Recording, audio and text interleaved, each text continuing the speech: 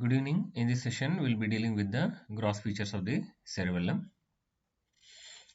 Cerebellum, also called as little brain, approximate weight 150 grams, located in posterior cranial fossa, beneath tentorium cerebelli, behind the pons and medulla, separated by fourth ventricle. The surface shows folia separated by fissures, connected to brainstem by three pairs of cerebellar peduncles, to the midbrain by superior cerebellar peduncle, to the pons by middle cerebellar peduncle, and to the medulla by inferior cerebellar peduncle. You can see here the cerebellum located in the posterior cranial fossa beneath the tentorium cerebelli, behind the pons and medulla, separated by the cavity of the fourth ventricle. And you can also see the pattern.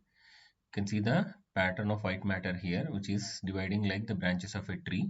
So it's also called as arbor vitae cerebelli.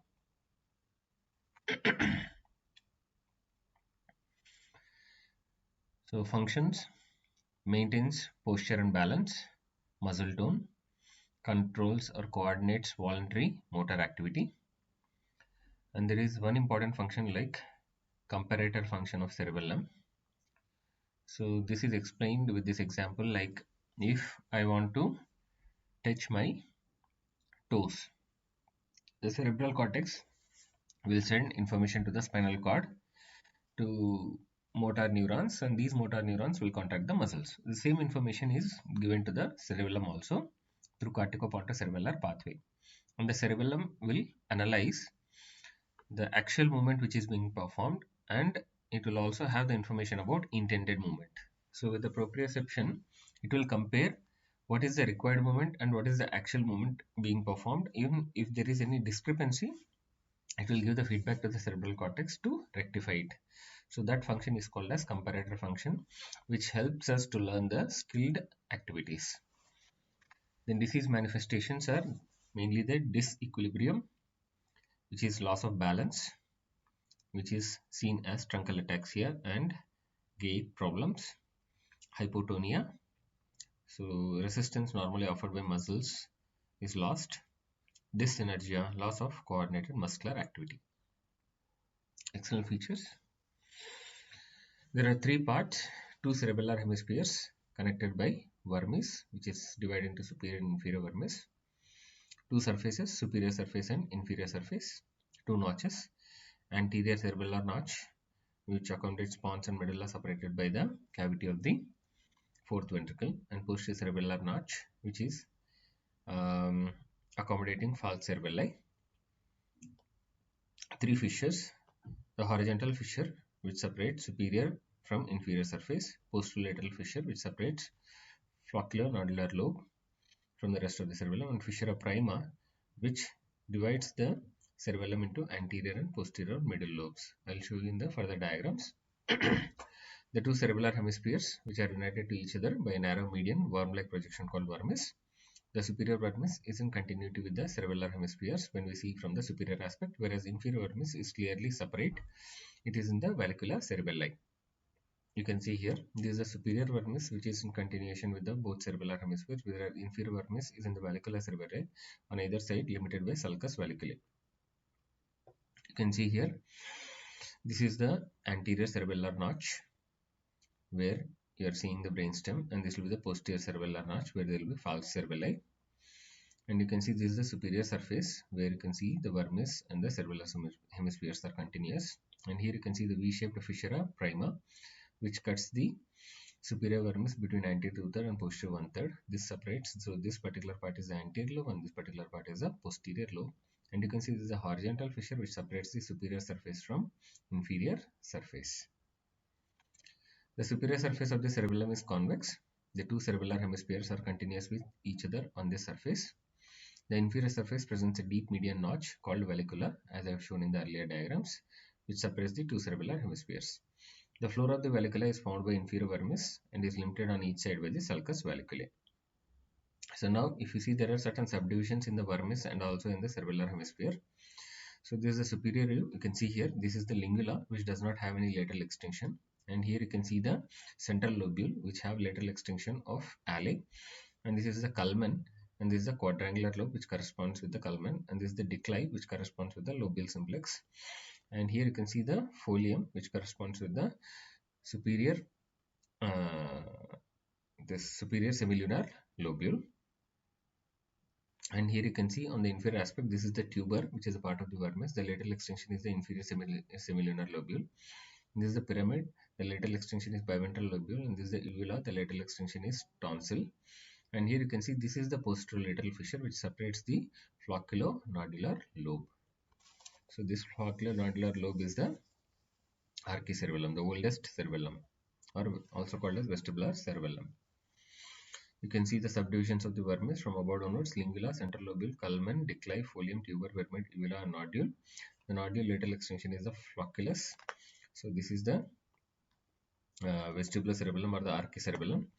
And here you can see this is the anterior lobe, which is having the lingula. There is no lateral projection for this. Central lobule, the lateral projection is alle. For the culmen, it is the quadrangular lobule. So for declave, it is lobule simplex. For folium, it is superior semilunar lobule. For tuber, it is inferior semilunar lobule. For pyramid, it is biventral lobule. For uvula, it is tonsil. So these are the parts of the vermis, and these are the corresponding parts of the cerebellar hemispheres. Now you can see here. So this striped area, this is the flocculonodular lobe, along with this and lingula. So these are the archicerebellum, and here you can see this pink color. That is the entire anterior lobe except lingula and the pyramid and uvula. These are the paleocerebellum, that is intermediate cerebellum. And here this yellow color, that is the entire posterior or the middle lobe except pyramid and uvula. This is the neocerebellum or the cerebrocerebellum.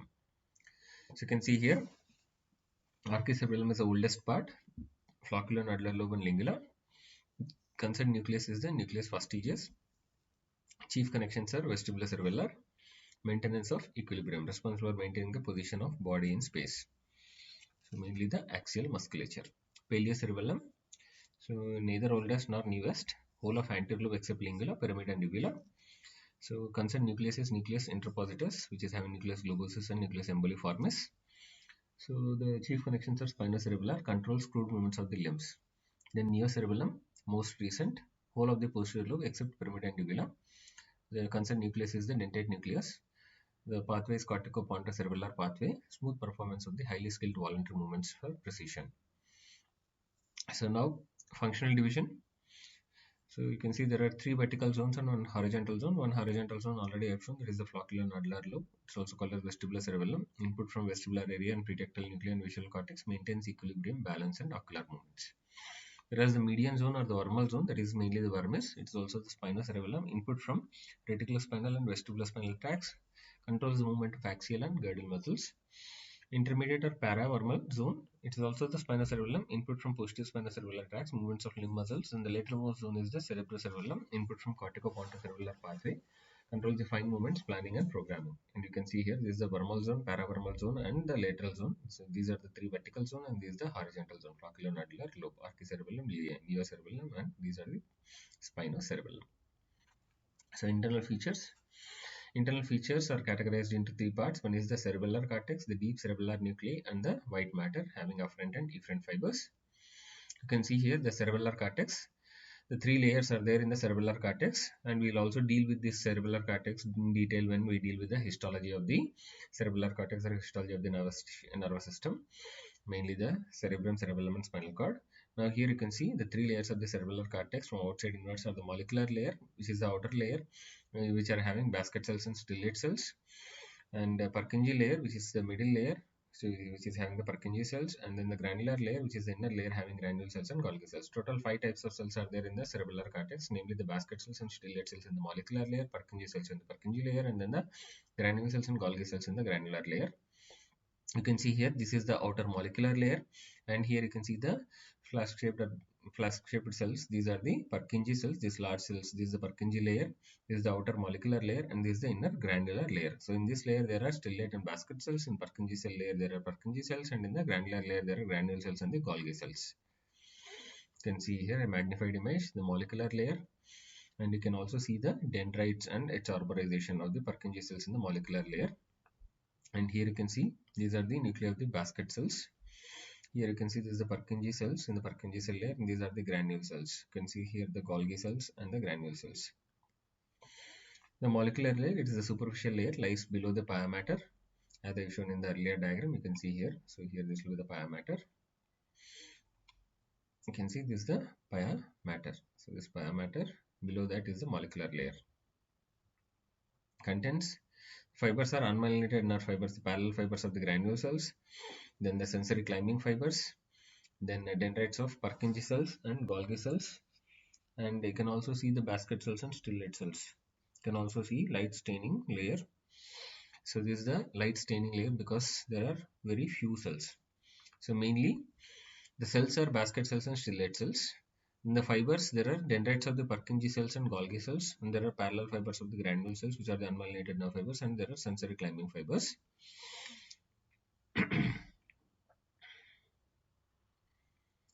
Stellate cells located in the molecular layer, superficial part. These dendrites synapse with granule cells, climbing fibers, and the axon synapse with dendrites of the Purkinje cells. They are inhibitory neurons. Basket cells located in deeper part of the molecular layer. Dendrite synapse with parallel fibers of the granule cells and recurrent collaterals from Purkinje cells and climbing fibers. Axons covers a territory of 10 to 15 Purkinje cells. Axon collaterals form baskets around cell bodies of the Purkinje cells. That's why they are called basket cells. They are inhibitory neurons. In Purkinje cell layer, flash-shaped Purkinje cells. You can see the bodies of the Purkinje cells. And these are the dendrites which are going into the molecular layer, and see the arborization, they are branching. So flash-shaped cell bodies present in Purkinje cell layer. Elaborate dendritic tree present in molecular layer. The axon passes through the granular layer into the white matter to deep cerebellar nuclei. So proximal unmyelinated part of the axon synapses with collaterals of basket cells. Recurrent axon collaterals of Purkinje cells synapse with stellate, basket, Golgi, and other Purkinje cells. Input is given to them by granule cells, basket cells, stellate cells, and the climbing fibers, and recurrent axon collaterals of the Purkinje cells. Then output goes to deep cerebellar nuclei, and also directly few fibers goes to lateral vestibular nucleus, and some output is given to stellate cells, basket cells, Golgi cells, and other Purkinje cells. Sole output neurons from the cerebellar cortex, and this is inhibitory. So whatever comes from the cerebellar cortex is mainly through the Purkinje cells. Granular layer, innermost layer, contains cell bodies and dendrites of the granule cells, Golgi cells, some brush cells, which are the glutamatergic interneurons in the cerebellar cortex. So there are sensory mossy fibers with synaptic glomeruli. It's a deep staining layer because more number of cells. Molecular layer is light staining because of fewer cells. Granular layer is deep staining because of more number of cells. So mainly the cells are granule cells and Golgi cells. And there are few brush cells, which are the interneurons. Granule cells, very small, round cell body, excitatory neurons. So these are the only excitatory neurons. So out of the 5 cell types in the cerebellar cortex, granule cells are the only excitatory neurons.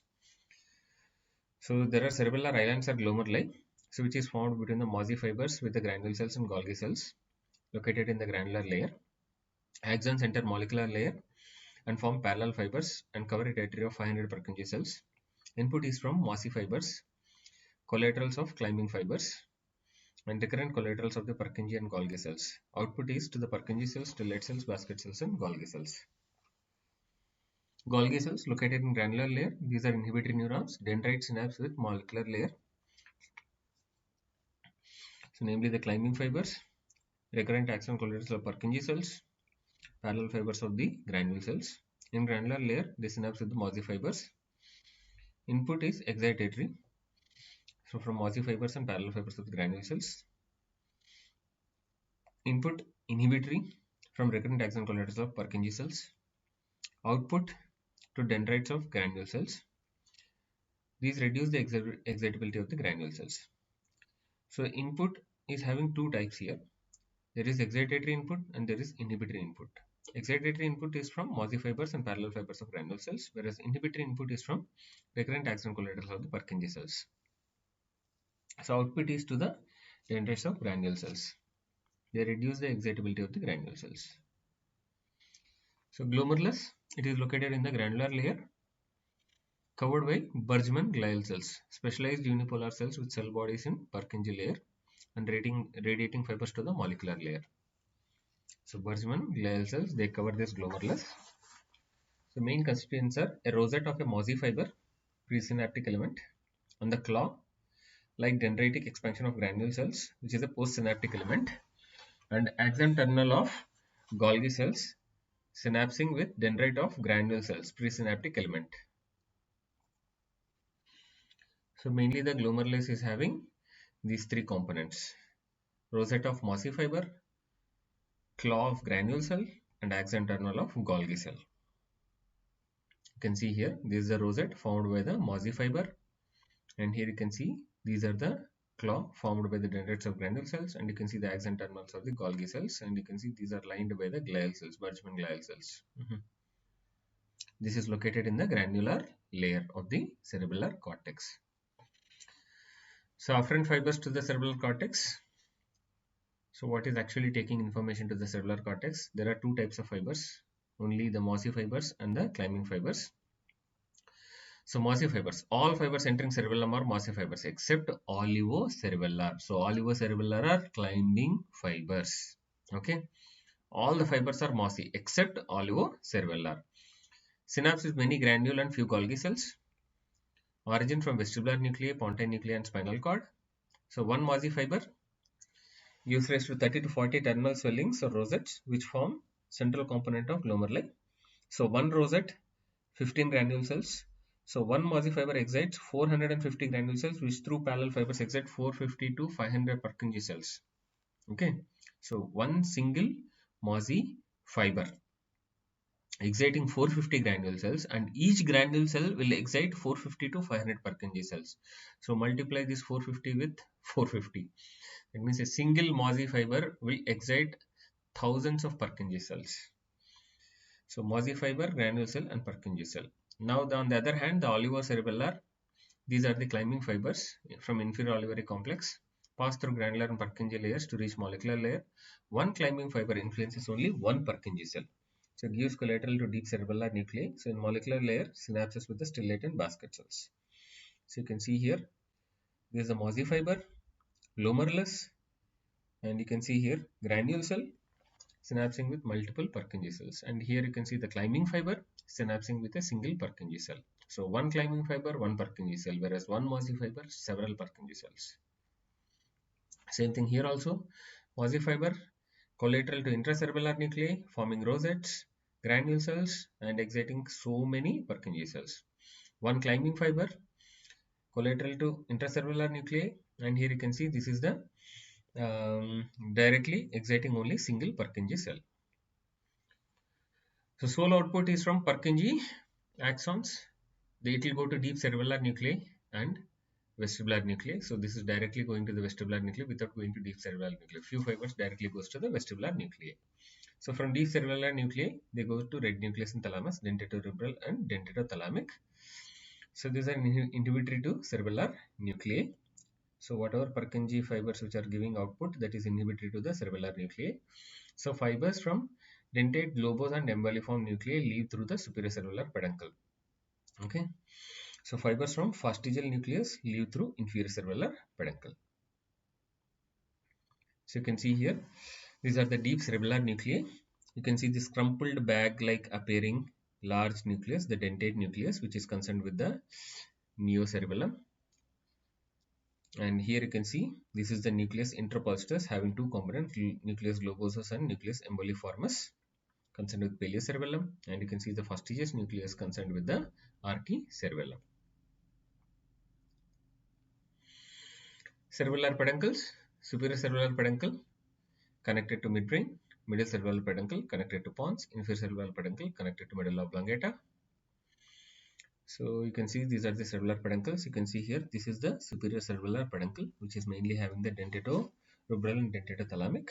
And here you can see the middle cerebellar peduncle mainly having the corticoponticocerebellar. And here you can see this is the inferior cerebellar peduncle having the spinocerebellar, reticulocerebellar, vestibulocerebellar, and olivocerebellar and paraolivocerebellar. So inferior cerebellar peduncle, middle cerebellar peduncle, and superior cerebellar peduncle. So inferior cerebellar peduncle afferents posterior spinocerebellar fibers which come from ipsilateral thoracic nucleus, the Clark's column. And then olivocerebellar fibers from opposite inferior alveolar nucleus, parallel cerebellar fibers from medial and dorsal accessory alveolar nucleus from opposite side, cuneo-cerebellar fibers, ipsilateral accessory tunate nucleus which form posterior external arcade fibers, anterior external arcade fibers from arcade nucleus of both sides, vestibular cerebellar fibers, mainly the vestibular nerve, medial and inferior vestibular nuclei, they form the juxta-restiform body, and reticular cerebellar fibers from lateral and paramedian reticular nuclei of the medulla oblongata. So inferior cerebellar peduncle forms the restiform body, and here you can see the vestibular cerebellar fibers form the juxta-restiform body. So inferior cerebellar peduncle is also called as restiform body. So efferent fibers, cerebello-vestibular fibers. So from ipsilateral flocculonodular lobe and bilateral fastigial nuclei, they pass through the juxta-restiform body to the vestibular nuclei. So cerebellar reticular fibers from bilateral fastigial nuclei to the reticular formation of medulla and pons. Cerebellar olivary fibers from cerebellum to the inferior olivary nucleus. You can see here components of inferior cerebellar peduncles. You can see the posterior spinocerebellar fibers. So you can see the posterior external arcade fibers, cuneo-cerebellar fibers. You can see the anterior external arcade fibers from the arcade nuclei. You can see the vestibular cerebellar fibers, and you can see the olivocerebellar and parallel-olivocerebellar fibers. Middle cerebellar peduncle, largest peduncle, consists only afferent fibers from pontine nuclei of opposite side. Mainly forms the corticopontocerebellar pathway. Afferent fibers, pontocerebellar fibers forms the corticopontocerebellar pathway. Pontine nuclei of the opposite side.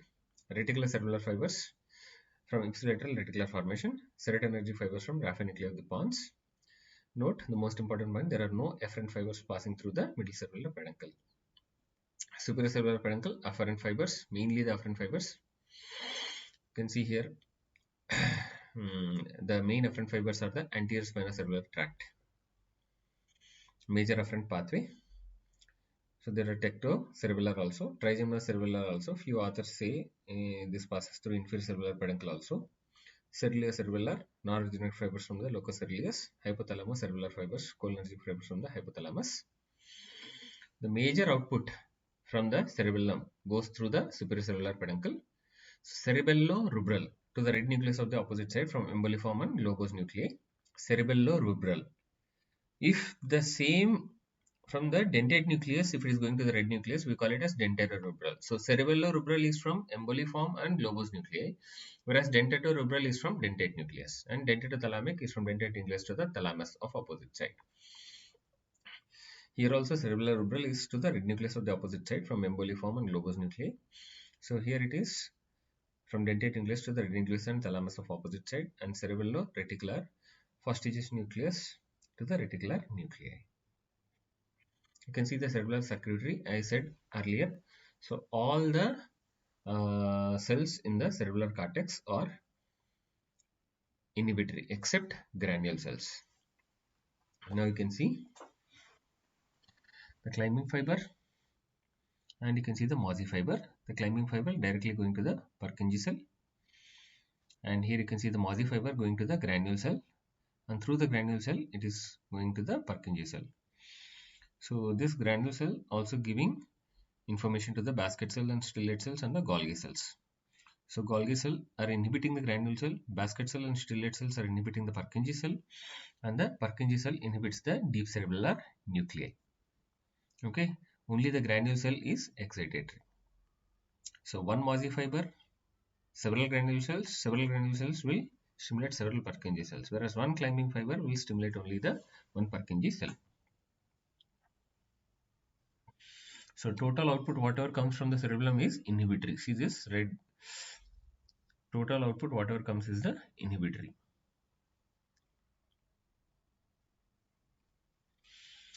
Now this important point you need to understand: feed forward and feed backward inhibition. The climbing fibers will facilitate the Purkinje cells inhibition of deep cerebellar nuclei. That means climbing fibers will stimulate Purkinje cells, but Purkinje cells will inhibit the deep cerebellar nuclei. The same climbing fibers also stimulate basket cells and stellate cells, which in turn exert their inhibitory function on Purkinje cells. This is feed forward inhibition. Okay, so it is going in one direction only. But now, if we see Maury fibers stimulate granule cells. Granule cells through parallel fibers will stimulate Purkinje, Golgi, basket and stellate cells. Now, whatever is being stimulated here, the granule cells will stimulate Golgi, but same Golgi is actually suppressing the excitation of granule cells. That means it is giving feed backward to the granule cells. So it is feed backward inhibition, feed forward and feed backward inhibition. Okay. So here climbing fiber, basket and stellate cells inhibiting Purkinje. So it is continuously going forward only from one cell one to other, from there to Purkinje. But here Mosey going to granule, granule exciting Golgi, but Golgi is going back to granule. So it is feed backward inhibition. So you can see the blood supply of cerebellum here. Three arteries: superior cerebellar artery branch from basilar artery supplying superior surface, anterior inferior cerebellar artery branch from basilar artery supplying the anterior aspect of the inferior surface, posterior inferior cerebellar artery which is supplying the posterior aspect of the inferior surface. Posterior inferior cerebellar artery is a branch from vertebral artery, whereas anterior inferior cerebellar and superior cerebellar arteries are branches from the basilar artery. So cerebellar syndrome. So whenever there is damage to the cerebellum, it results in following clinical signs and symptoms. So there is loss of equilibrium, and you can see there will be truncal ataxia and there will be staggering rate. So Romberger sign: when we ask the patient to stand upright and close the eyes, the patient will fall. And there will be nystagmus. When the patient tries to see to the affected side, there will be nystagmus, oscillatory movement of the eyes. And there will be vertigo, dizziness, and there will be lack of stability of the joints due to loss of proprioception because damage to the posterior and anterior spinocerebellar fibers. So resulting in plial joints, and there will be limb ataxia and there will be dysmetria. That means if you ask the person to touch the nose, the person will not be able to touch the tip of the nose exactly, and there will be to and fro motion, dysmetria, because unable to calculate the distance and the intended and the actual movement. And there will be intention tremors. If the person tries to perform any movement, there will be tremors, which is opposite to the Parkinsonism, where there will be resting tremors. Adiadochokinesia or dysdiadochokinesia, that is inability to execute the alternate movements rapidly. And there will be dysarthria or scanning speech, and there will be rebound phenomena. You can see here the nystagmus, and here you can see the involuntary horizontal eye movements with slow drift in the right direction and fast drift in the left direction. So here you can see the finger nose test. Due to dysmetria, he is unable to touch the tip of the nose. Thank you.